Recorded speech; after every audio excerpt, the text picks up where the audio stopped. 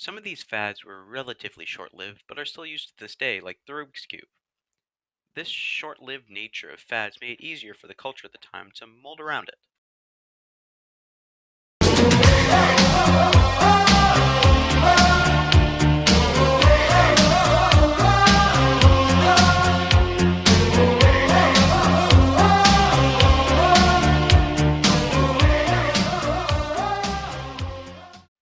The attitudes of the 80s were starting to become more bigger picture. For example, PETA.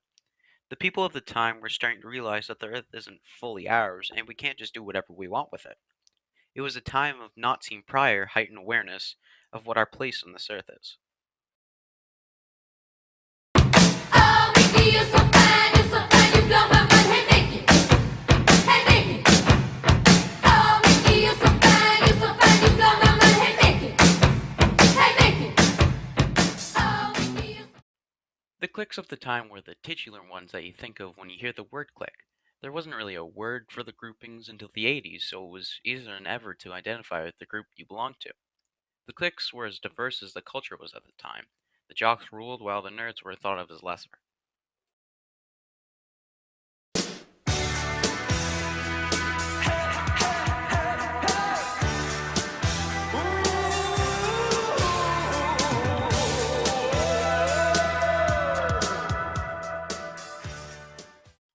The foods of the 80s were unapologetically unhealthy, and they wouldn't have it any other way. Unfortunately, this was around the time that there was the start of the obesity epidemic sweeping North America. Here we go. It's tricky to rock around. That's right, on time is tricky.